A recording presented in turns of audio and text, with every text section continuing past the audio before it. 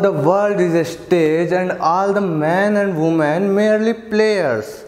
They have their exits and their entrances, and one man in his time plays many parts. William Shakespeare. तो hello दोस्तों, मैं हूं अंश, आप देख रहे हैं इंग्लिश विद अंश। आज हम डिस्कस करने जा रहे हैं बहुत ही बड़े इंग्लिश पोइट विलियम शेक्सपियर की बारे में। उनका पूरा परिचय आपको इस वीडियो में मिलेगा। हर एक चीज़ हम इस वीडियो में कवर करेंगे, उनके लाइफ के बारे में, उनके वर्क्स के बारे में, ठीक है। उनकी लाइफ स्टोरी पढ़ेंगे अपन, फेमस कोटेशन इस वीडियो में कवर करेंगे, उनके जो वर्क्स हैं, उनके प्लेस, उनकी सोनेट्स सब क्लियर करने जा रहे हैं। और काफ़ी यूज़फुल वीडियो होने जा रही है सभी एग्ज़ाम से संबंधित, ठीक है। तो एक मास्टर वीडियो तैयार करने का मैंने सोचा है, ठीक है। तो ये वीडियो लेंदी होने वाली है, पूरी वीडियो को देखने का सामर्थ्य रखिएगा आप, और काफ़ी नॉलेजेबल वीडियो होने वाली है। शेक्सपियर के बारे में आज अपन पूरी डिटेल्ड एक्सप्लेनेशन करने वाले हैं इस वीडियो में, तो मेरा साथ दीजिएगा। शुरू करते हैं। William Shakespeare. विलियम शेक्सपियर एक ऐसे व्यक्ति हैं जो काफ़ी जाने माने, प्रतिष्ठित, आप देखते होंगे आईसीएसई बोर्ड सुना होगा आपने, उनके 8th क्लास से ही विलियम शेक्सपियर के प्लेज होते हैं ना, जो वो उनके सिलेबस में इन्वॉल्व कर दिए गए हैं। आप किसी भी बुक में इंग्लिश के सिलेबस में देख लेना, 8th क्लास के आईसीएसई बोर्ड में आपको मिल जाएंगे, और 12th तक करवाते हैं वो। शेक्सपियर एक इंग्लिश में कमांड है। लिटरेचर वाले बच्चे बिल्कुल श्योर इनको पढ़ना पड़ता है सभी को, क्योंकि काफ़ी लिटरेरी जो इनके वर्क्स हैं ना, वो काफ़ी नॉलेजेबल हैं, और उनसे काफ़ी ज़्यादा नॉलेज होगा व्यक्ति को। और हम भी जानते हैं, चाहे आप बीए कर रहे हों, चाहे आप एमए कर रहे हों, चाहे आपका इरादा यूजीसी नेट का है, ठीक है, तो बड़ी से बड़ी एग्ज़ाम के लिए भी ये वीडियो काफ़ी इन्फॉर्मेशन मिलेगी आपको इससे, ठीक है, और नॉलेजेबल होगा। आपने देखा होगा कि बीए फर्स्ट, सेकंड, थर्ड, इसमें भी आपके विलियम शेक्सपियर के प्लेज या फिर उनकी कोई सोनेट सिलेबस में ऐड होती ही है हमेशा, और एमए में तो काफ़ी ज़्यादा पोर्शन शेक्सपियर से लिया जाता है, ठीक है। तो आज कवर करते हैं विलियम शेक्सपियर को। ये बॉर्न हुए थे, जन्म हुआ था इनका स्ट्रेटफोर्ड अपॉन एवन, ये जगह का नाम है, ठीक है। और कुछ विद्वान मानते हैं कि इनका जन्म 26 अप्रैल को हुआ था, और कुछ विद्वान क्या मानते हैं कि इनका जन्म 23 अप्रैल को हुआ था, ठीक है। तो ये कन्फ्यूज़न है, मगर 23 अप्रैल 1564 ये ध्यान रखना आप, ठीक है। 23 अप्रैल 1564 इनका जन्म हुआ था, और जन्म कहाँ हुआ था? स्ट्रेटफोर्ड अपॉन एवन में, ठीक है। अब इनकी डेथ हो गई थी 23 अप्रैल, ऐसे ही कहा जाता है जिस दिन ये जन्मे थे उसी दिन इनकी डेथ हुई थी। अप्रैल का भी महीना था, 23 तारीख को बर्थ हुआ था इनका, और 23 तारीख को इनकी डेथ हो गई थी, ऐसा माना जाता है, ठीक है। तो 23 तारीख को ही जन्मे, और 23 तारीख को ही इनकी डेथ हो गई, 23 अप्रैल 1616, ठीक है। और इनको दफनाया कहाँ गया था भाई, ठीक है। इनकी जो टॉम्ब है, इनकी जो ग्रेव है, ठीक, वो कहाँ है? होली ट्राइनिटी इन स्ट्रेटफोर्ड अपॉन एवन, इस जगह का नाम है, ठीक है, चर्च है, वहाँ पर इनको दफनाया गया था, ठीक है। अब इनकी वाइफ देखते हैं, वाइफ का नाम है एन हैथवे। एन हैथवे जो इनसे 8 इयर्स बड़ी थी। जब इनकी शादी हुई थी तो जो एन हैथवे थी वो 8 इयर्स एल्डर, इनसे 8 साल बड़ी थी। मैरिड कब हुए? 1582 में। 1582 में शेक्सपियर और एनी हैथवे शादी करी थी इन दोनों ने, ठीक है। और तब शेक्सपियर तो कितने साल के थे? शेक्सपियर 18 साल के थे, और एन हैथवे 26 इयर्स ओल्ड, वो 26 साल की थी, ठीक है। समझ आ रहा होगा आपको कि 1582 में इनकी मैरिड हुई, और ये 18 इयर्स के तो ये थे उस समय, और 26 ईयर ओल्ड की इनकी वाइफ थी एन हैथवे। इनके चिल्ड्रन देखते हैं अपन, सुजैन, ठीक है, और 2 ट्विंस थे इनके, हेमनेट और जूडिथ ट्विंस थे ये। अब जो हेमनेट था ना उसकी भाई वो जब 11 साल का हुआ ना, लड़का था इनका हेमनेट करके, कई बच्चे थोड़ी सी दिक्कत कर देते हैं, हेमनेट को हेमलेट कर देते हैं क्योंकि इनके प्ले का नाम भी है एक हेमलेट, और कई विद्वान कहते हैं कि काफ़ी कुछ सिमिलर है हेमनेट और हेमलेट प्ले में भी। ठीक है, तो ये ध्यान रखना, हेमलेट तो इनका प्ले है और हेमनेट इनके सन का नाम है, बच्चे का नाम है हेमनेट, HAMNET, जिसकी 11 वर्ष की उम्र में ही मृत्यु हो गई थी। ओके, 11 वर्ष की उम्र में ही इनकी मृत्यु हो गई थी। जूडिथ ये इनकी डॉटर है और सुजैन ये भी इनकी डॉटर है। ठीक है, पेरेंट्स देखते हैं इनके फादर का नाम क्या था भाई, शेक्सपियर के फादर का नाम था जॉन शेक्सपियर। ठीक है, जॉन शेक्सपियर, और इनकी मदर का क्या नाम था, मैरी आर्डन। ठीक है, पेरेंट्स ये, और इनको क्या कहा जाता है भाई, बार्ड ऑफ एवन। एवन तो जगह का नाम है और बार्ड यानी होता है पोइट। ठीक है, तो ये बहुत ही इंपॉर्टेंट क्वेश्चन आ जाता है हमेशा, क्या कि कौन जानता है इस नाम से, बार्ड ऑफ एवन के नाम से किसको जाना जाता है। आपके यूजीसी नेट में भी काफ़ी बार ये क्वेश्चन आ जाता है, बार्ड ऑफ एवन वाला, तो अपने को शेक्सपियर पे टिक करना है। ठीक है, शेक्सपियर को जाना जाता है बार्ड ऑफ एवन के नाम से। आगे चलते हैं अपन। कुछ विद्वानों का मानना है कि इनके 37 प्लेज हैं, 37 प्लेज हैं, और कुछ का मानना है इनके 38 प्लेज हैं। ठीक है, कुछ का तो मानना है कि 37 ही है और कुछ का मानना है 38 है, 38 ही है। ठीक है, तो कुछ ये कन्फ्यूज़न इसलिए है क्योंकि एंड जब इनकी एज थी, जब ये मृत्यु के समीप थे, तो इनके कुछ जो वर्क्स थे वो मिले नहीं, उनको लॉस्ट वर्क्स कहा जाता है। ठीक है, तो कुछ तो 37 मानते हैं और कुछ 38 ड्रामाज मानते हैं इनके, और 154 सोनेट लिखी है इन्होंने।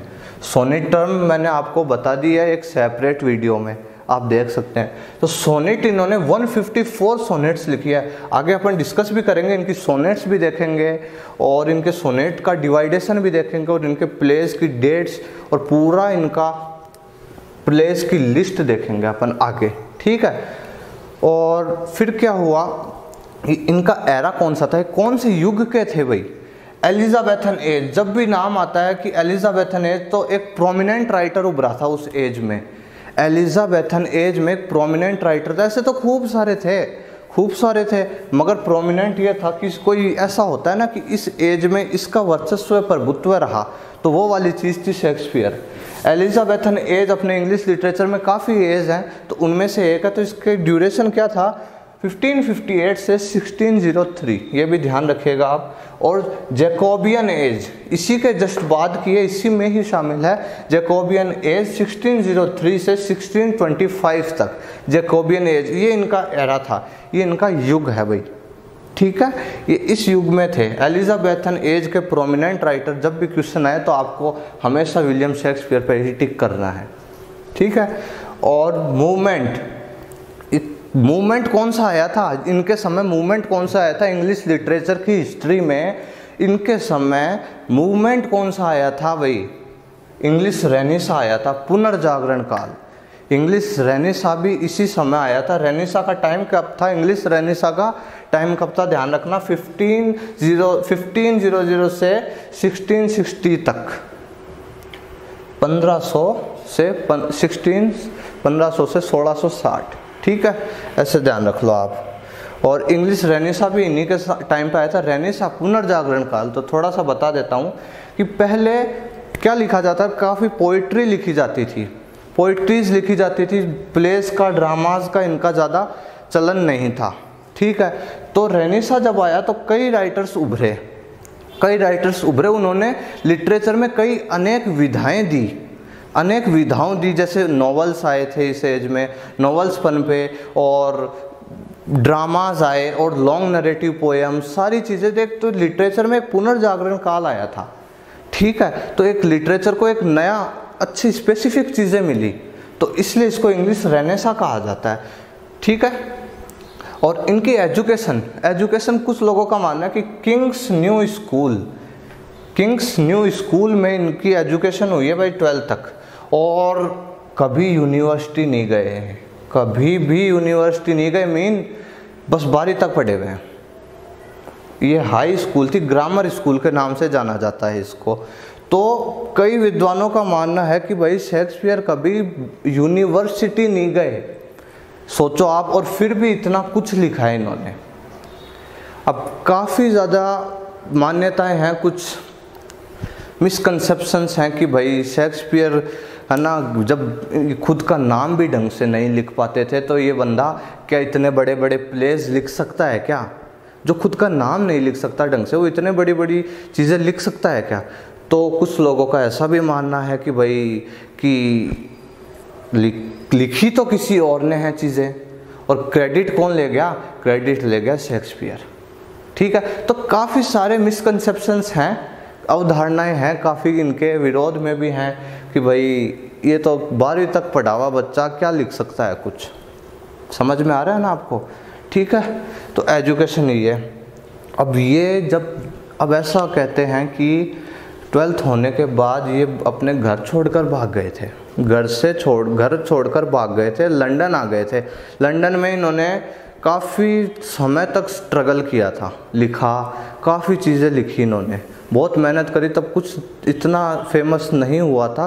तो इन्होंने एक कंपनी थी, ड्रामा कंपनी, लॉर्ड चैम्बरलियंस मैन, ध्यान रखना, लॉर्ड चैम्बरलियंस मैन, इस ड्रामा कंपनी में ये काम भी किया करते थे। इस ड्रामा कंपनी में खूब सारे राइटर्स थे और सब थे, तो इस ड्रामा कंपनी में काम करते थे। और बाद में क्या हुआ?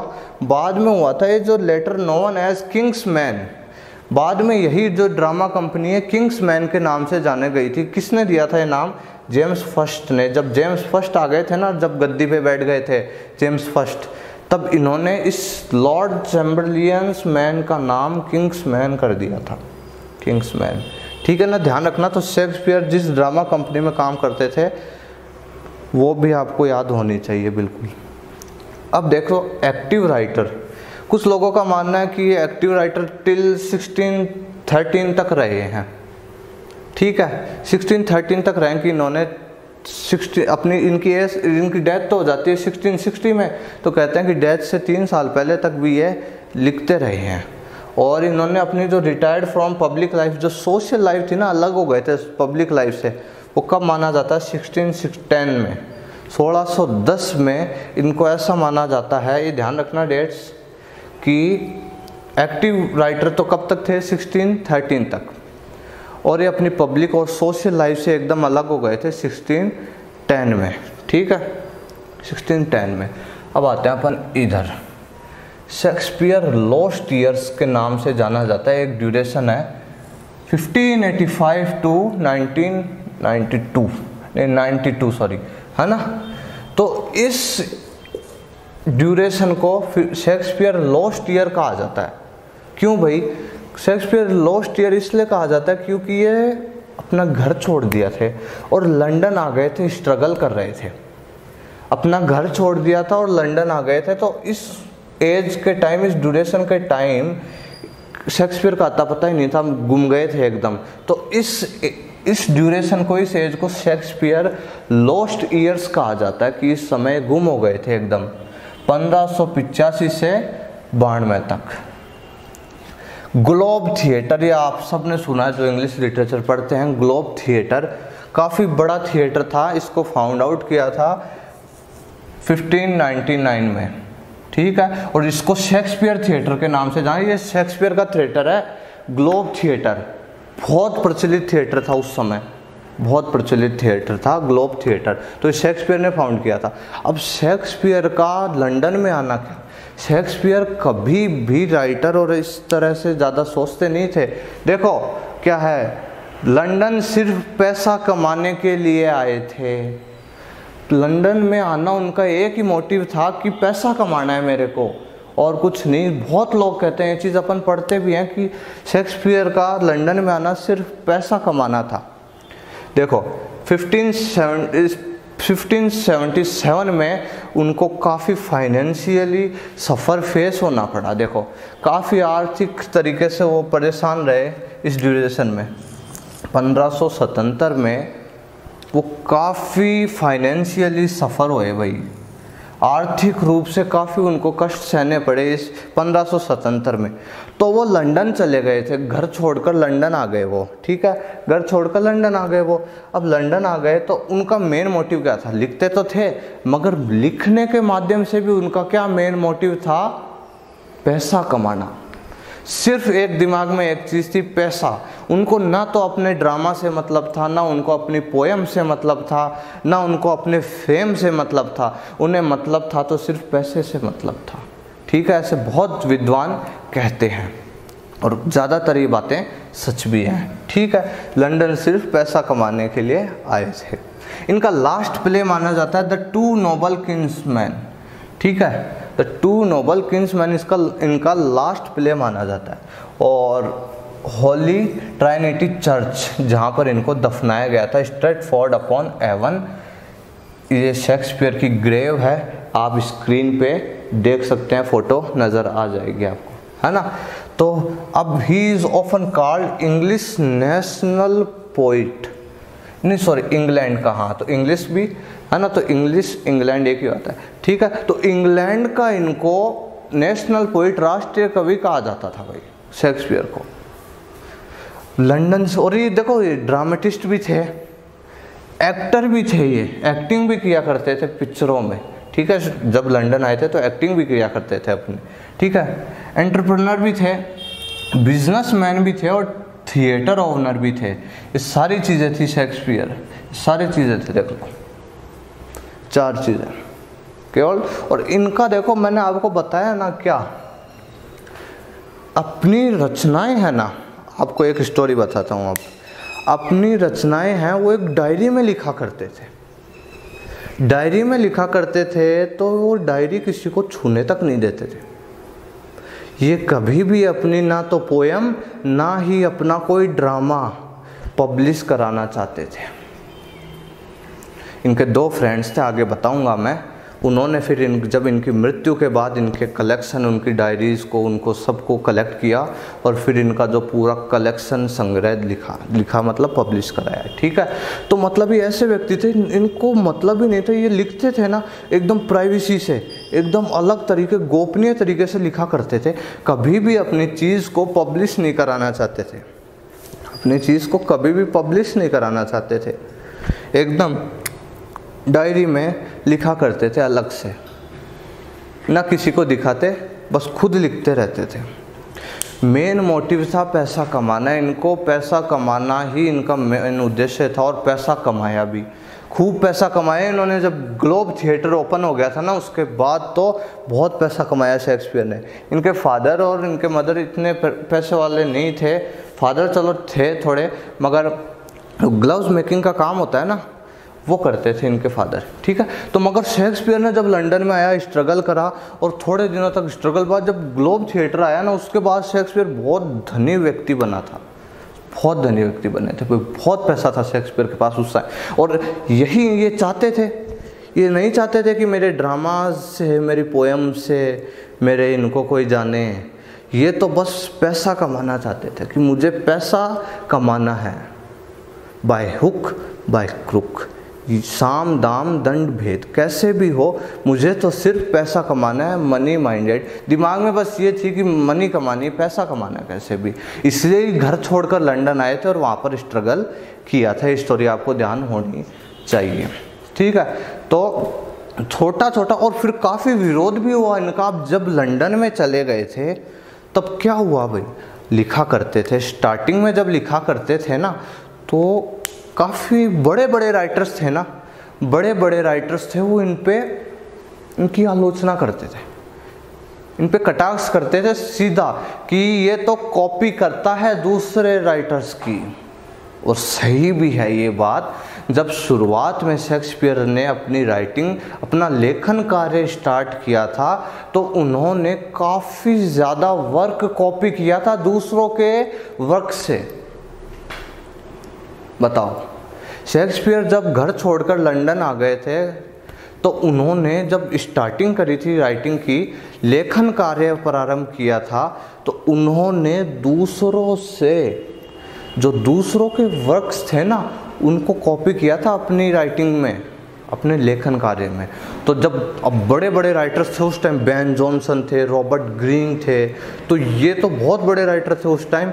तो ये देखते थे कि यार ये तो इसने कॉपी करा हुआ है, अरे ये तो क्या राइटर है ये रहे। तो काफ़ी आलोचनाएं भी रही, काफ़ी आलोचनाओं का सामना करना पड़ा था शेक्सपियर को अपने समय में, जब वो शुरुआती लेखन स्टार्ट किया था।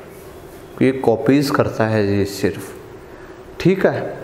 आपको ये अदर इन्फॉर्मेशन भी ध्यान होनी चाहिए, ठीक है। मगर धीरे धीरे जैसे जैसे आगे बढ़ते रहे अपना वर्क, तो उनको तो काफ़ी कमांड हो ही गया था फिर बाद में, ठीक है ना। तो अब उनकी आप सोच नहीं सकते, इतनी अच्छी तरीके से उन्होंने लिटरेचर को गढ़ा है। बाद में बहुत अच्छी अच्छी राइटिंग्स लिखी है, ट्रेजेडीज़, कॉमेडीज़, हिस्ट्रीज़, ट्रेजी कॉमेडीज़ पढ़ते हो आप, ठीक है ना। तो इतना लेखन करा है। अभी अपन पूरी लिस्ट करेंगे इनके प्लेज की, इनके ड्रामास की, ठीक है ना। तो मैं बता रहा हूँ एक चीज़, तो शुरुआती लेखन इन्होंने काफ़ी कॉपी करा, तो इनकी आलोचनाएं भी हुई, ठीक है। और फिर उसके बाद इनको काफ़ी ज़्यादा लोगों के व्यंग्यों का सामना भी करना पड़ा था। और कुछ दो चीज़ अपन देखो, ये तो ध्यान रखना, लंदन सिर्फ ये आप अपन सब बिल्कुल हैं, बहुत बड़े ग्रेट राइटर हैं शेक्सपियर, मगर जब शुरुआत में जब लंदन आए थे तो इनका एक ही मोटिव था, पैसा कमाना, सिर्फ पैसा कमाना चाहते थे, ठीक है। अब अपन दो आलोचनाएं पढ़ते हैं, दो व्यक्तियों ने इनकी आलोचनाएं की थी और बहुत ज़्यादा प्रचलित आलोचनाएं हैं। आपके कोटेशन दे देता है एग्ज़ाम में भी, जैसे ये लाइन उठा दी सीधी और ये कह दिया ये किस राइटर ने किसको कहा था, 4 ऑप्शन दे देगा आपको। ये बेन जॉनसन ने इनके ऊपर बहुत शानदार कटाक्ष करा था एक टाइम, और ये बहुत प्रचलित रहा था। He knew small Latin and less Greek. He knew, he कौन है, शेक्सपियर के लिए कह रहे हैं कि ही न्यू स्मॉल लैटिन, बहुत कम तो लैटिन जानते हैं, और लेस ग्रीक। ये जो लाइन थी ना भाई, ये बहुत ही वो उस टाइम ऐसे चली, सोच नहीं सकते आप, ठीक है। और दूसरे ही रॉबर्ट ग्रीन, क्योंकि ये बहुत बड़े राइटर थे उस टाइम, इन्होंने क्या, शेक्सपियर जब थोड़ा थोड़ा लिखने लग गए थे, कॉपीज़ भी करते थे, थोड़ा थोड़ा प्रसिद्धि हो गई थी उनकी, तो फिर इन्होंने क्या कटाक्ष किया था भाई। मगर ऐसी बात नहीं है, बेन जॉनसन और रॉबर्ट ग्रीन ने बाद में जब शेक्सपियर काफ़ी पॉपुलर हुए तो इनकी काफ़ी ज़्यादा प्रशंसा भी करी है। मगर शुरुआती जो दो कटाक्ष ये देखो आप, तो इनके रॉबर्ट ग्रीन ने क्या करा था, बहुत बड़ा राइटर है ये भी, क्या कहा था, up start crow beautified with over feathers. नया नया उड़ता कौवा है, हमारे पंखों पे उड़ रहा है। नया नया उड़ता कौवा है, हमारे पंखों पे उड़ रहा है, मतलब कि लोगों की रचनाएं कॉपी करते थे और ऐसे वैसे। तो नया नया कौवा कि नया नया छोरा आया अभी तो फील्ड में, है ना, नया नया लड़का है अभी तो, धीरे धीरे दूसरों की कॉपी कर कर ब्यूटिफाइड विद ओवर फीदर्स, हमारे पंखों पे उड़ रहा है। ये रॉबर्ट ग्रीन ने ये सटायर किया था इनके ऊपर, बहुत ही प्रचलन में रहे हैं ये दो सटायर उनके ऊपर उस टाइम पर, ठीक है। इतनी इन्फॉर्मेशन आपको, ये तो अब अपन इनकी रचनाओं की बात करेंगे आप, ठीक है। मैंने आपको इनकी डेट ऑफ बर्थ और इनसे जो इनके एराज हैं, इनके मोमेंट हैं, इनकी जो कहाँ पर इनकी वाइफ है, इनकी सारी चीज़ें थोड़ी सी नॉर्मली जनरली जो भी चीज़ें हैं वो मैंने आपको बताने का प्रयास किया। अब अपन इनके वर्क्स पर बात करते हैं, क्या क्या इनके वर्क्स हैं और क्या क्या है, मतलब इनकी स्पेशलिटीज़ हैं। फेमस कोटेशंस भी बताऊंगा मैं आपको, ठीक है ना। तो बने रहिए वीडियो में, ठीक है। तो आगे बढ़ाते हैं अपनी वीडियो को। जैसा कि मैंने आपको कहा, आज की वीडियो काफ़ी नॉलेजेबल होने वाली है, ठीक है। तो बने रहिए वीडियो में, आगे देखते हैं अपन क्या है।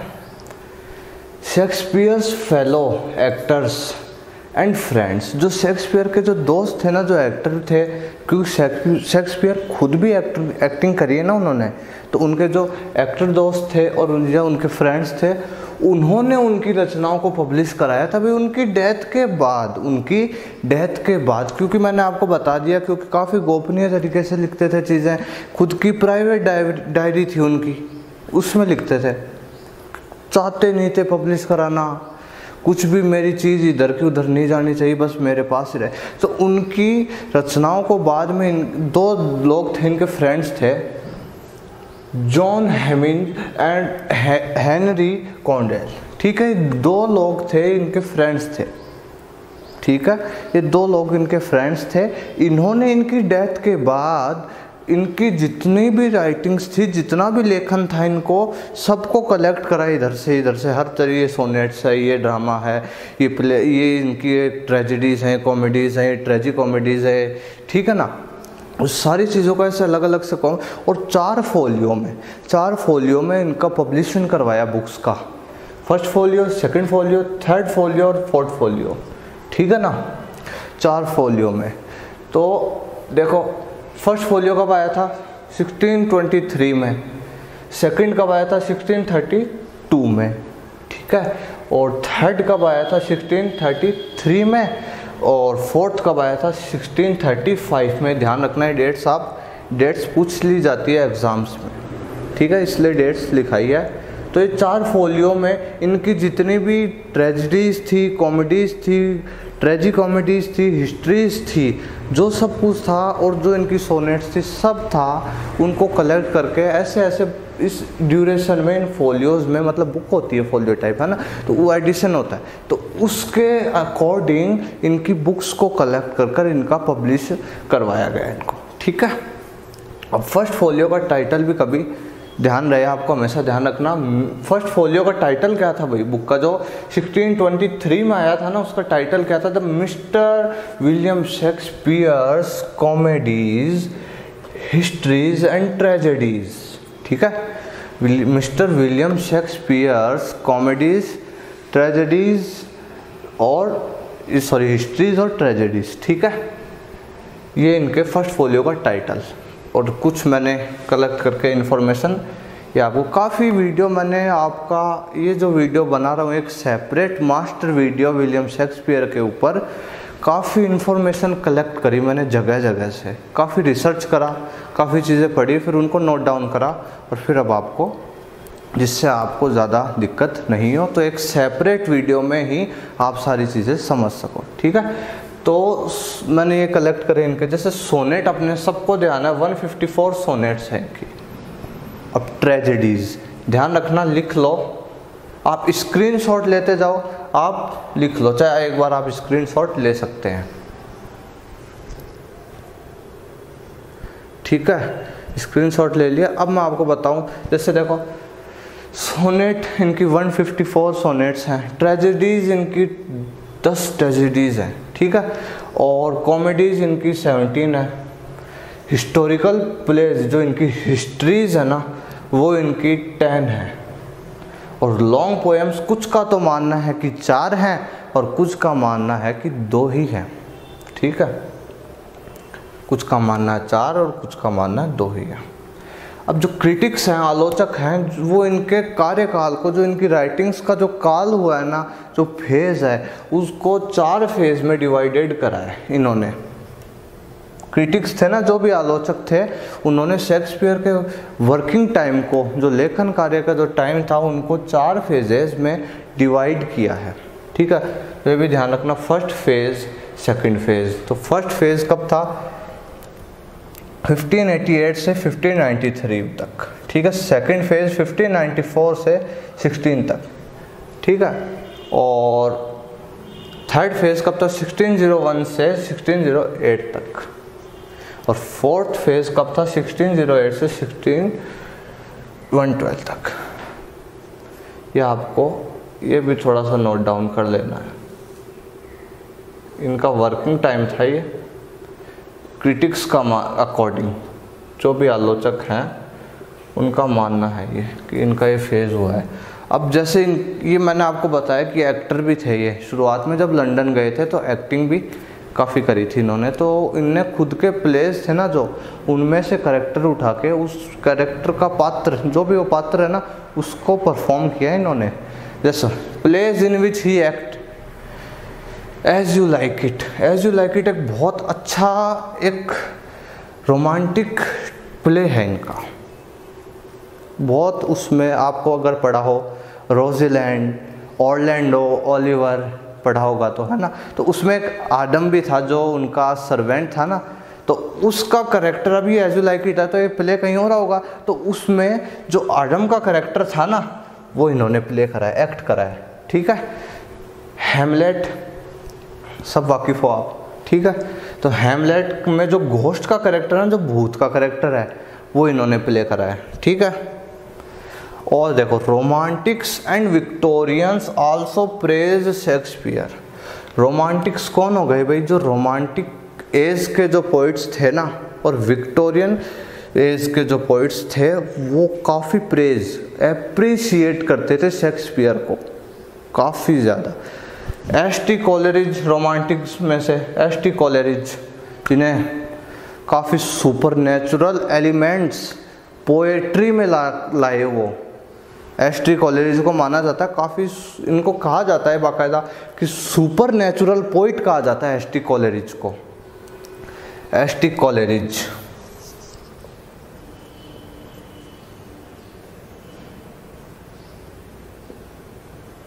एस.टी. कोलेरिज एस.टी. कोलेरिज को सुपर नेचुरल पोइट कहा जाता है। क्यों भाई?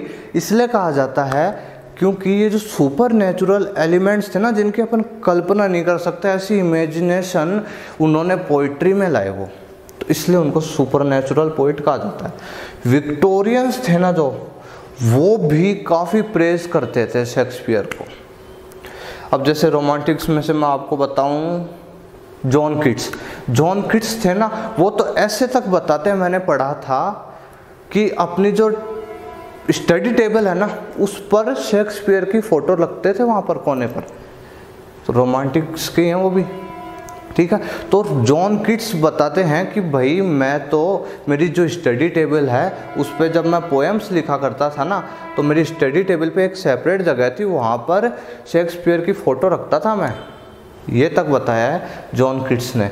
तो जो ये रोमांटिक्स थे, विक्टोरियंस थे, है ना, तो ये काफ़ी प्रेज करते थे शेक्सपियर को, काफ़ी इनकी प्रशंसा ये करते थे, ठीक है। फोलियोस बता दिए मैंने आपको, इनकी रचनाओं के डिवाइडेशन बता दिए, जो 2 फिल्म्स थी वो एक्ट करे वो बता दिए, फेजेस इनके बता दिए, और हाँ सोनेट अपने को सबको ध्यान है 154 सोनेट्स हैं इनकी। मैं आगे अभी अलग से अभी बताऊंगा आपको, इनकी कॉमेडीज़ बताऊंगा, इनकी हिस्ट्रीज बताऊंगा, इनकी ट्रेजेडीज़ बताऊंगा अभी आगे, और इनकी जो फेमस सोनेट्स हैं वो भी बताऊंगा मैं आपको। जो फेमस सोनेट्स हैं ना, काफ़ी प्रचलन में है, मतलब सिलेबस में आपको मिल ही जाती है वो, ठीक है। तो वो अभी आगे बताऊंगा। अभी पहले मैं ये बताऊंगा, फिर मैं आपको कुछ कोटेशंस बताऊंगा शेक्सपियर के, ठीक है, जिससे आपको भी अच्छा लगेगा, अच्छा फील होगा। कुछ शेक्सपियर के कोटेशन मैंने कलेक्ट करे मेरे मोबाइल में, आपको मैं बताऊंगा, आपसे शेयर करूंगा। वो काफ़ी मोटिवेशनल कोट्स हैं, वो थॉट है ना इसके बहुत अच्छे हैं, आपको आप नोट डाउन कर लो। और बाकायदा आप जब क्वेश्चन आंसर्स एग्ज़ाम में कर आते हो, एग्ज़ाम में जब क्वेश्चन आंसर कर आते हो, तो वो जो उनके कोट्स हैं ना, वो लिख कर आया करो, बहुत अच्छे नंबर मिलेंगे, ठीक है ना। तो वो जो कोट्स हैं, वो कोट्स कहाँ से? उनकी सोनेट्स में से हैं, उनके जो ड्रामाज हैं, उनके जो प्लेज हैं, उनकी जो भी रचनाएं हैं, लॉन्ग नैरेटिव पोएम्स हैं, उनमें से छोटे छोटे भाग जो अच्छी अच्छी चीज़ें हैं, उनको ही तो निकाल कर कोट बनाए गए हैं वो। तो वो भी अभी मैं आपको बताऊंगा। तो पहले अपन सोनेट का डिवाइडेशन देख लेते हैं एक बार, ठीक है। 154 सोनेट्स हैं शेक्सपियर की। अब तो 154 सोनेट्स को 3 भागों में बांटा गया है। देखो 3 भागों में बांटा गया है इनकी। पहली जो सोनेट का जो ग्रुप है ना, उसको क्या कहा गया भाई? The fair youth sonnets. पहले ग्रुप को क्या कहा गया है? The fair youth sonnets. लिख लेना, काफ़ी इंफॉर्मेशन है ये, बहुत ज़रूरी चीज़ें हैं ये, ठीक है ना। इसलिए सेपरेट वीडियो, इतनी लंबी वीडियो जो मैं आज बनाने जा रहा हूँ, काफ़ी नॉलेजेबल वीडियो। आपको जगह जगह भटकना नहीं पड़ेगा ये चीज़ें कलेक्ट करने के लिए कि अब मैं उस साइट पे जाऊँ, उस साइट पे जाऊँ, 10 साइट पे जाकर फिर माथा भी ख़राब हो जाता है। तो एक सेपरेट वीडियो मैंने काफ़ी जगह से साइट्स पे जाकर काफ़ी नॉलेज किताबों से पढ़कर एक जगह नोट डाउन करा और फिर आपको एक सेपरेट वीडियो बना रहा हूँ, ठीक है ना। तो 3 ग्रुप थे डिवाइडेशन में। द फेयर यूथ सोनेट्स, जो इस सोनेट ग्रुप में कितनी सोनेट्स थी भाई, सोनेट 1 से लेकर 126 तक की जितनी भी सोनेट्स थी वो द फेयर यूथ सोनेट्स में थी। ठीक है, लिख लेना, बहुत अच्छी चीज़ है, पूछते हैं बाकायदा एग्ज़ाम में, बड़ी बड़ी एग्ज़ाम में। ठीक है ना, चाहे आप उसे स्कूल लेक्चरर की एग्ज़ाम देख लो, चाहे आप कॉलेज लेक्चरर की एग्ज़ाम देख लो, हमेशा सोनेट से, इनकी ट्रेजेडीज से, इनके कोटेशन से, इनकी जो क्रिटिकल कमेंट्स मैं आपको आगे बताऊंगा उनसे, और इनकी मतलब इनके बर्थ प्लेस से, इनसे संबंधित काफ़ी क्वेश्चन पूछ लिए जाते हैं। इनके जो ट्रेजेडीज है उनका विश्लेषण भी पूछ लिया करते हैं कभी। ठीक है, द फेयर यूथ सोनेट्स, पहली ग्रुप का क्या नाम है, the fair youth sonnets, sonnet 1 से 126 तक। सेकंड में जाते हैं द डार्क लेडी, सेकंड का नाम क्या है भाई, द डार्क लेडी सोनेट्स। इसमें कहाँ से कहाँ तक है, 127 से 152 तक द डार्क लेडी सोनेट्स। 127 से 152 तक की जो पोएम्स हैं, जो सोनेट हैं, वो इस ग्रुप में डिवाइडेड है। ठीक है, और थर्ड है the Greek sonnets, the Greek sonnets, इसमें 153 और 154 बस। ठीक है, ये सोनेट का डिवाइडेशन है, बहुत इंपॉर्टेंट है ये आपके लिए। ठीक है, सोनेट का डिवाइडेशन, सोनेट का डिवाइडेशन तो अपन ने क्या, पहले अपने कुछ जनरल इंफॉर्मेशन ली और उसके बाद कुछ डेट्स तैयार करी हैं। अब मैं आपको कुछ कोटेशंस बता देता हूँ, जो मैं आपको बोलता जाऊँगा, आपकी स्क्रीन पर इधर कोटेशन लिखते जाएंगे। तो मैंने काफ़ी कलेक्ट करे हैं, मैं आपको दिखाता हूँ। जैसे स्टार्ट करता हूँ, टू बी और not to be, that is the question. ये बहुत बड़ी सोलिलिक्वी का एग्जाम्पल है, टू बी और not to be, to be और not to be, that is the question. ये है हैमलेट से है ये। ठीक है ना, तो मैं आपको बताते जा रहा हूँ। टू बी फर्स्ट है, टू बी और not to be, that is the question. ठीक है, सेकंड अपन ने वीडियो स्टार्ट करी थी तो वही चीज़, all the world is a stage and all the men and women merely players, all they have their exits and their entrances and one man in his time plays many roles. ठीक है, ये as you like it का था। Romeo Romeo wherefore are thou Romeo. ठीक है, ये Romeo और Juliet से था। ठीक है, आपकी स्क्रीन पर आ जाएंगे इधर, Romeo Romeo wherefore are thou Romeo. ठीक है, हाँ ठीक, ये बहुत अच्छा है, मोटिवेशनल है। Some are born great, some achieve greatness and some have greatness thrust upon them. ये 12th नाइट इनका प्ले है, उससे है, बहुत अच्छा कोटेशन। अब cowards die many times before their deaths, पढ़ा होगा यहाँ आपने। The valiant never taste of death that one but once. वापिस रिपीट करता हूँ, ये जूलियस सीजर, ये प्ले है ना इनका, उससे है। Cowards die many times before their death, the valiant never taste of death but once. ठीक है, और I am one who loved not wisely but too well, ये ओथेलो से है। The lady doth protest too much methinks, ये Hamlet से है। Beware the ideas of March, ये जूलियस सीजर से है। हाँ, ये तो सबने सुना है आपने, ये अब आपको पता नहीं है लेकिन ये है इसका। What is in a name, नाम में क्या रखा है, अपन सब सुनते हैं ना, नाम में क्या रखा है, ये इन्हीं का ही है। What is in Dai name. ठीक है, ए नेम, नाम में क्या रखा है, पूरा कोटेशन है। A rose by any name would smell as sweet. वापिस रिपीट करता हूँ, what is in a name. ठीक है, a rose by any name would smell as same। ये भी सुना है आपने, हर चमकती चीज सोना नहीं होती, ये भी शेक्सपियर की ही लाइन है। All that glitter is not gold, all that glitters is not gold। ये द मर्चेंट ऑफ वेनिस इनका प्ले है, एंटोनियो बेसनियो पढ़ा हो तो आपने, है ना, तो उसमें है मर्चेंट ऑफ वेनिस जो प्ले है इनका, all that glitters is not gold. ठीक है, एक किंग लियर से है, nothing will come of nothing, nothing will come of nothing. The course of true love never did run smooth, the course of true love never did run smooth, a midsummer's night's dream। ये इस play का है।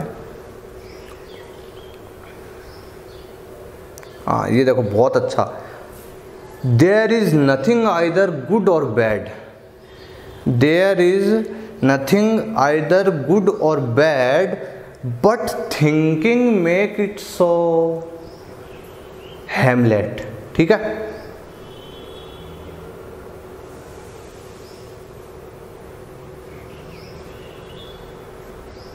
let me not to the marriage of true minds admit impediments। ये sonnet 116 याद हो तो आपको, let me not to the marriage of true minds admit impediments।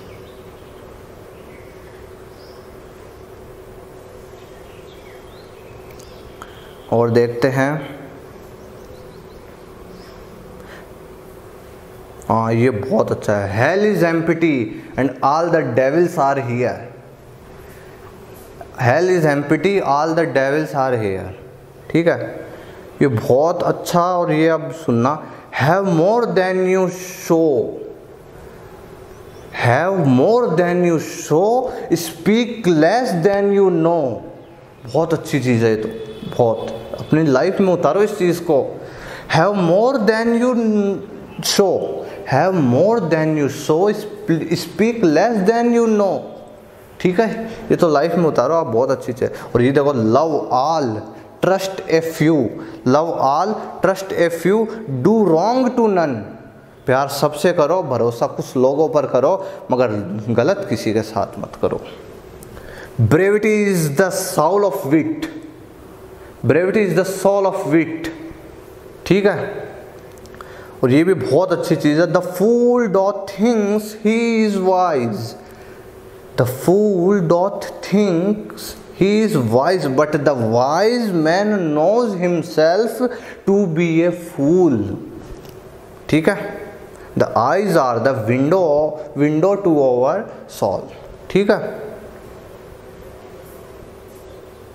बहुत अच्छी चीज़ है। we know what we are, we know what we are, but know not what we may be। हम जानते हैं हम क्या हैं, मगर हम ये नहीं जानते हम क्या क्या हो सकते हैं।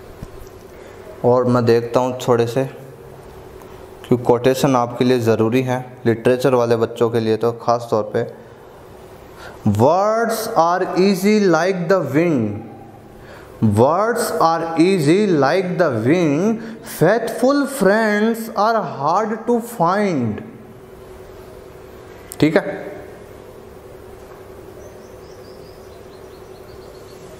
if love be blind it best agrees with night। ये रोमियो एंड जूलियट से है। better a witty fool than a foolish wit, better a witty fool than a foolish wit। it is not in the stars, it is not in the stars। ये भी अच्छा, काफ़ी motivational है। it is not in the stars to hold our destiny but in ourselves। ठीक है, हाँ, if we are true to ourselves, if we are true to ourselves, we cannot be false to anyone, we cannot be false to anyone। go wisely and slowly, go wisely and slowly, those who rush stumble and fall। We must be cruel. We must be cruel only to be kind. We must to be cruel only to be kind. हाँ, बहुत अच्छी चीज। Love is the greatest of dreams. Love is the greatest of dreams, yet the worst of nightmares. Love is the greatest of dreams, yet the worst of nightmares. Love looks not with the eyes, but with the mind, and therefore is winged Cupid planted blind. Ignorance is the curse of God. Ignorance is the curse of God. Knowledge is the wing wherewith we fly to heaven. एक वापस बोलता हूँ, ignorance is the curse of God. Knowledge is the wing wherewith we fly to heaven. ये बहुत अच्छी चीज़ है। देखो आप सुनना, expectation is the root of all heartache. Expectation is the root of all heartache. ठीक है, जो अपेक्षाएं होती है ना, वो सब वही अपने दिल के जो दर्द होता है उनके जड़ होती है। No legacy is so rich, no legacy is so rich as honesty. Don't waste your love on somebody who doesn't value it. Don't waste your love on somebody who doesn't value it. सोचो कितनी इतनी अच्छी अच्छी चीज़ें लिखी है Shakespeare ने। Love sought is good, but given unsought is better. Give every man thy ear, give every man thy ear, but few thy voice. Love is a smoke made with the fume of sights. Self-love, my league, is not so vile a sin as self-neglecting. I wasted time, and now doth time waste me. I wasted time, बहुत अच्छी चीज़ है। I wasted time, and now doth time waste me. Okay, काफ़ी quotations आपको मैंने बता दिए। हाँ, अब मैं आपको विलियम शेक्सपियर के ऊपर क्रिटिकल कमेंट्स करवा देता हूँ पहले, और फिर इनकी रचनाओं के बारे में अपन बात कर लेते हैं। खूब सारे कोट करे थे, वैसे तो मैंने कुछ मेन आपको क्रिटिकल कमेंट्स में अब करवा देता हूँ। बने रहिए वीडियो के साथ। तो देखिए, ये कुछ अपने शेक्सपियर के ऊपर क्रिटिकल कमेंट्स, कौन कौन से पोइट्स हैं, कौन कौन से ऑथर हैं ऐसे जिन्होंने शेक्सपियर के ऊपर लिखा है। ये जानना भी लिटरेचर वाले बच्चों के लिए काफ़ी इम्पोर्टेंट है, क्योंकि एग्ज़ाम में क्या करते हैं, एग्ज़ाम में कोटेशन उठा देंगे बस, ही इज़ ए यूनिवर्सल पोइट, ये इतना सा दे देंगे, इन्वर्टेड कोमा में बंद कर देंगे, और फिर क्या होगा, फिर आपको चार ऑप्शन देंगे, कौन से राइटर ने या कौन से पोइट ने ये चीज़ कही, भाई शेक्सपियर के लिए टिक लगाओ। आपके टीजीटी, पीजीटी और काफ़ी एग्ज़ाम्स हैं ना लिटरेचर से, स्कूल लेक्चरर से, कॉलेज लेक्चरर, और ठीक है ना, तो इनमें ये क्वेश्चंस आते जाते हैं। 2-3 क्वेश्चन तो क्रिटिकल कमेंट से आते ही हैं, ध्यान है आप सबको भी जो एग्ज़ाम देते हैं। तो ठीक है, कुछ इम्पोर्टेंट कमेंट्स कलेक्ट करे हैं, जल्दी से बता देता हूँ आपको, आप स्क्रीनशॉट एक बार ले सकते हैं।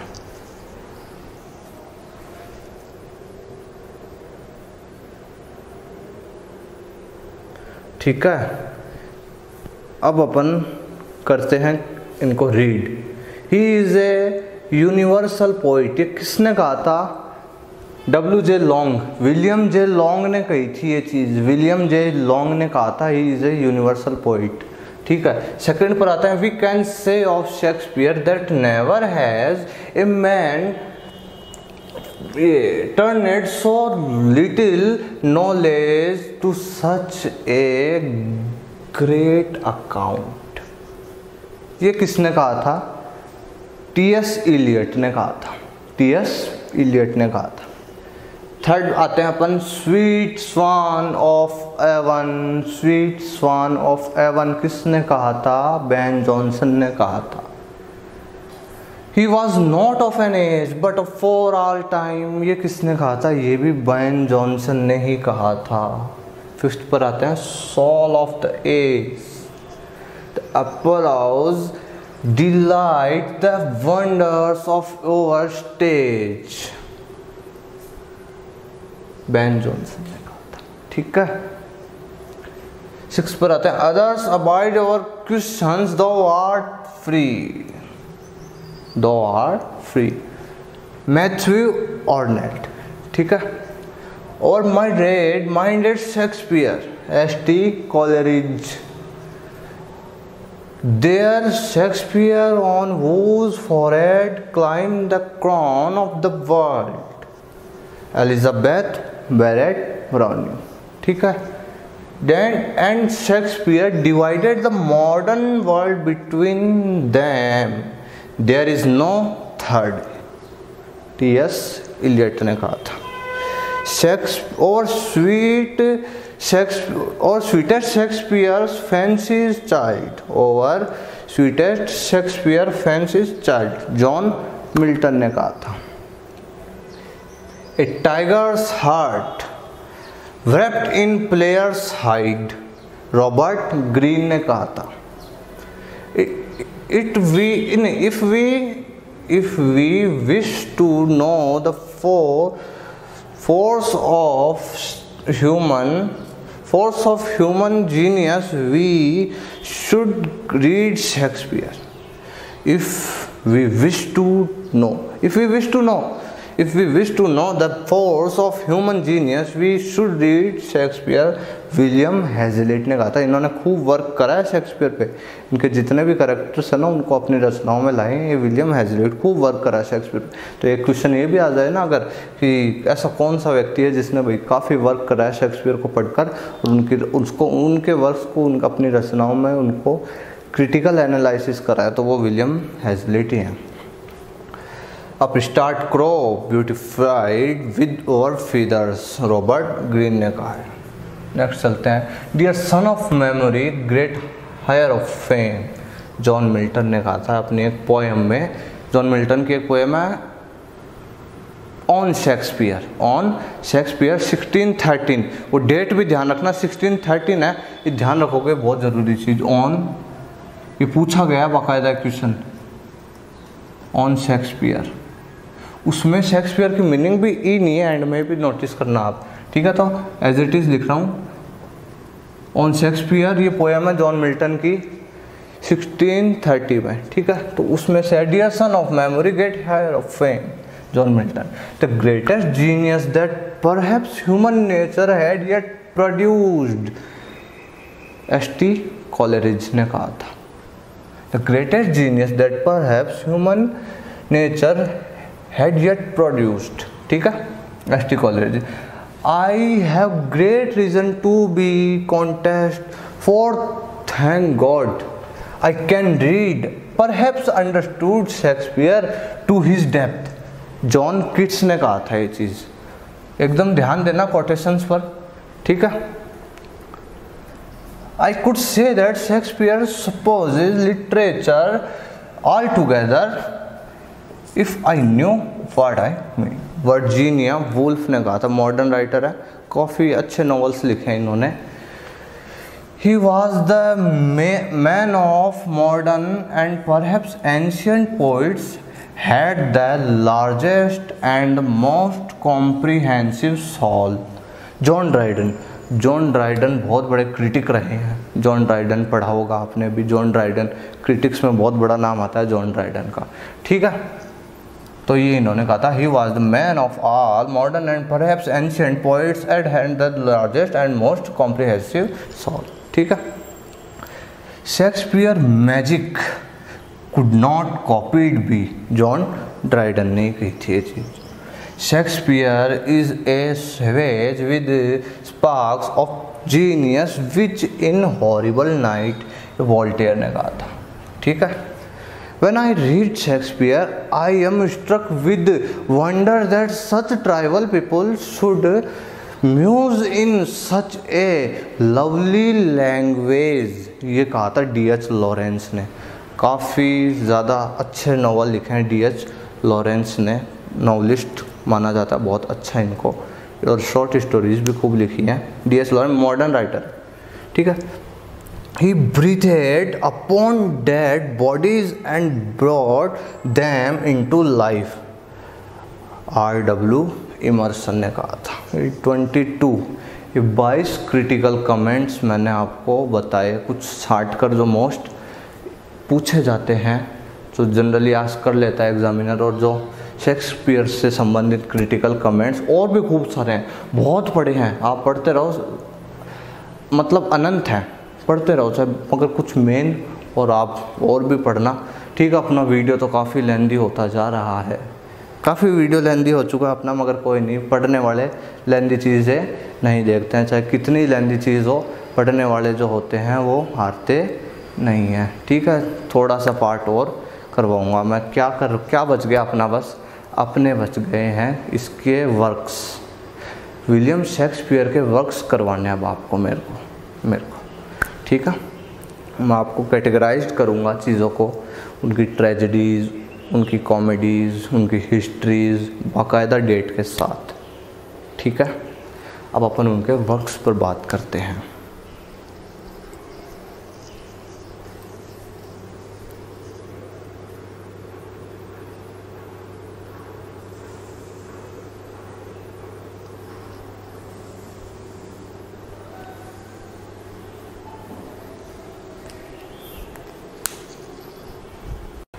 तो आइए अब हम बात करते हैं इन शेक्सपियर के वर्क्स पर, इनकी रचनाओं के बारे में बात करते हैं। पहले अपन इनके ड्रामास पे बात करते हैं, फिर मैं आपको ये कंप्लीट होने के बाद लास्ट बस सोनेट्स और करवाऊंगा। ठीक है। तो बने रहिए वीडियो के साथ। तो शेक्सपियर ने क्या क्या लिखा भाई? शेक्सपियर ने ट्रेजेडीज़ लिखी हैं, कॉमेडीज़ लिखी हैं, हिस्ट्रीज़ लिखी हैं, ट्रेजी कॉमेडीज़ लिखी हैं। ठीक है। यही लिखा है, तो मैंने उनको अलग से डिवाइडेड कर दिया। ट्रेजेडीज़ ये हैं, कॉमेडीज़ ये हैं, हिस्ट्रीज़ ये हैं। ठीक है। तो आप एक बार स्क्रीनशॉट लेना चाहें तो एक बार ले सकते हैं।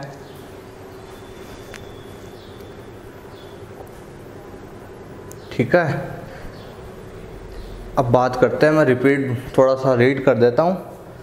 देखो, टीटस एंड ड्रेमनिकस, ये इनकी 1591 से 1592 तक। ये जो, अब एक चीज़ ध्यान रखना, डेट्स हैं। डेट्स आपको कहीं क्या मिल रही है, कहीं क्या मिल रही है, बुक्स में क्या है और क्या है, तो मैंने काफ़ी ऑथेंटिक डेट्स निकाली हैं। ठीक है। और सोर्सेज हैं जिनसे सिमिलर हैं ये। ओके। रोमियो एंड जूलियट 1595 से 1596। जूलियस सीजर, बहुत बड़ी ट्रेजेडीज़ हैं ये दोनों, तो रोमियो एंड जूलियट और जूलियस सीजर तो बहुत बड़ी ट्रेजेडीज़ हैं 1599 में। हैमलेट, ओथेलो, देखो कितनी बड़ी बड़ी ट्रेजेडीज़ लिखी। हैमलेट, एक ट्रिक याद कराता हूँ, HOLM।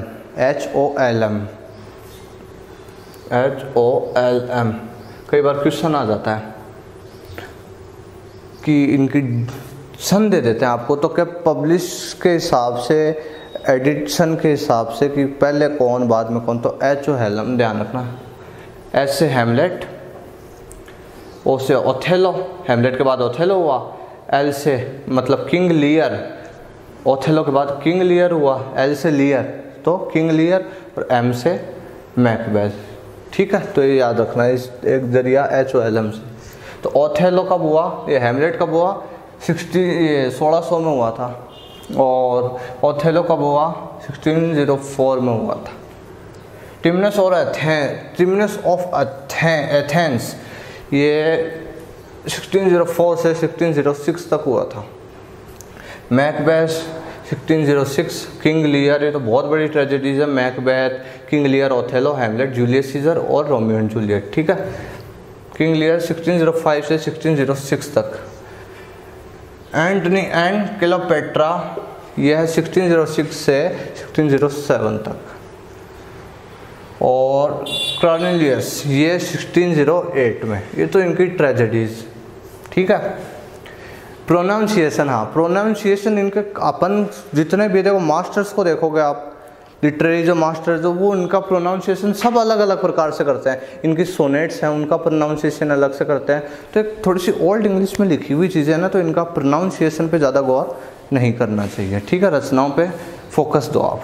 सभी टीचर आपको, लिटरेचर वाले टीचर ये चीज़ सब कहते हैं, जो आप पढ़ रहे हो तो आपको ध्यान है प्रोनाउंसिएशन वाली चीज़। जो वर्क्स के जो इन पुरानी चीज़ें हैं इनके प्रोनाउंसिएशन पे ज़्यादा ध्यान नहीं देते। ठीक है, अब कॉमेडीज़ पर आते हैं।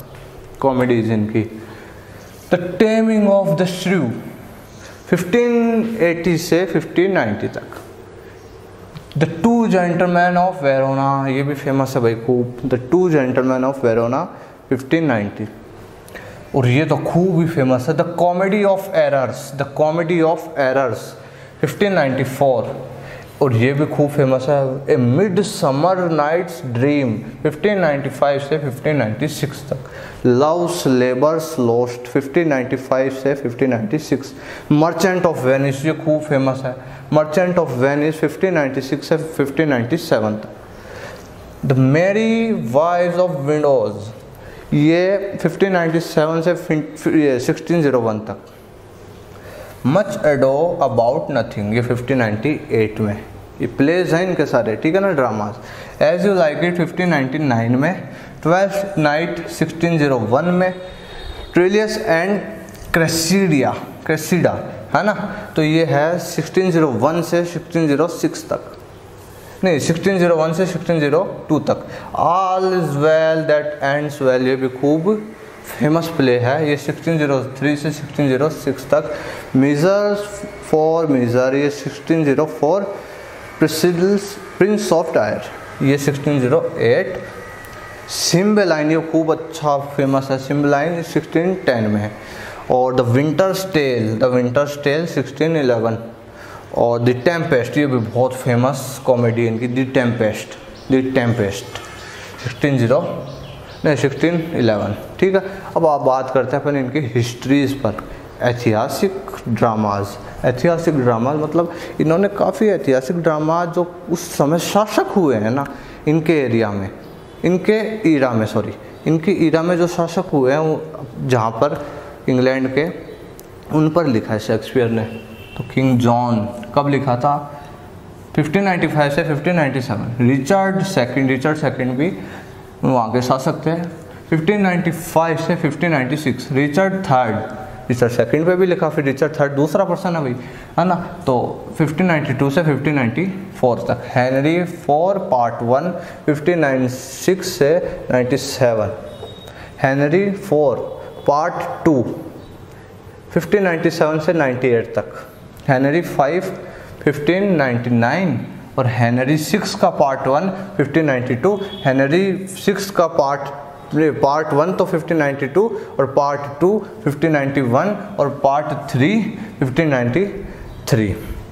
सॉरी 1595 और हेनरी 8 का है 613। ये हिस्ट्रीज़, कॉमेडीज़ और ट्रेजेडीज़ ये मैंने आपको करा दिए हैं। ठीक है, मोस्ट फेमस जो हैं वो आपके सामने है। ठीक है, बस थोड़ी सी बने रहो वीडियो के साथ। इनके अब शेक्सपियर वर्क्स में ही अपन सोनेट पर आते हैं। ऐसे तो 154 सोनेट्स हैं। कितनी सोनेट्स हैं? 154 सोनेट्स है। तो मैं आपको कुछ मेन में जो काफ़ी पॉपुलर सोनेट्स हैं उनके नाम लिख देता हूँ, उनको रीड ज़रूर करिएगा आप। ठीक है, तो देखिएगा अब अपन बात करते हैं शेक्सपियर फेमस सोनेट्स पर, अपनी पूरी एंटायर वीडियो का लास्ट पार्ट। ठीक है, अपन ने इंट्रोडक्शन पढ़ लिया शेक्सपियर का, अपन ने फेमस कोटेशंस पढ़ लिए, क्रिटिकल कमेंट्स पढ़ लिए, उनके ड्रामास पढ़ लिए। ठीक है, अब लास्ट चीज़ है उनके वर्क्स में इनके सोनेट्स पे बात करते हैं। जो फेमस सोनेट 154 सोनेट्स हैं, उनमें से जो 15 सोनेट है वो तो काफ़ी फेमस है। तो देखो मैंने वो कलेक्ट करी और आपको बताता हूँ। Sonnet 18, shall I compare thee. Sonnet 116, let me not to the marriage of true minds. Sonnet 29, when in disgrace with fortune and man's eye. Sonnet 73, that time of year thou mayest in me behold.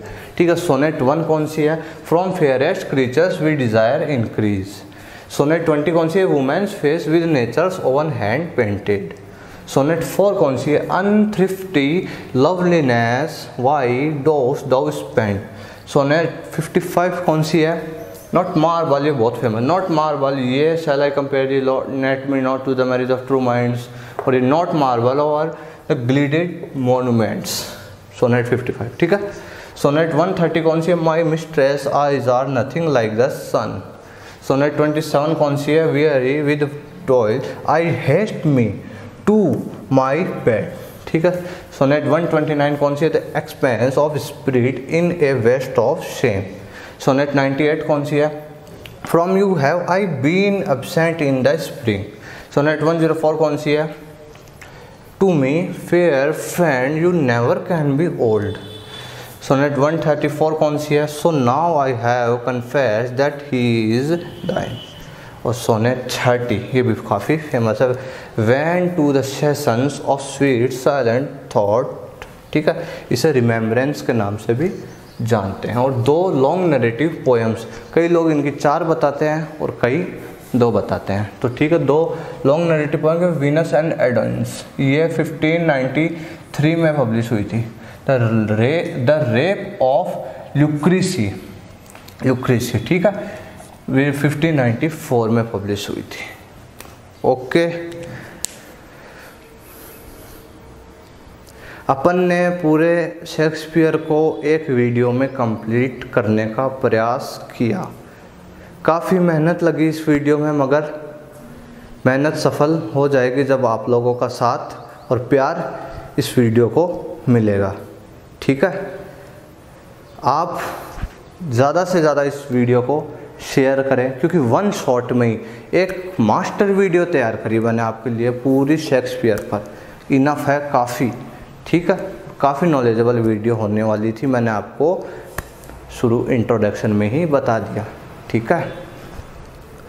ज़्यादा से ज़्यादा share करें अपने literature वाले साथियों के साथ, ठीक है। हर एग्ज़ाम के लिए इम्पोर्टेंट है, और जो व्यक्ति नॉलेज ग्रहण करना चाहता है, लेना चाहता है, नॉलेज को गेन करना चाहता है, वो भी देख सकता है, क्योंकि शेक्सपियर अपने आप में बहुत बड़ा नाम है, ठीक है।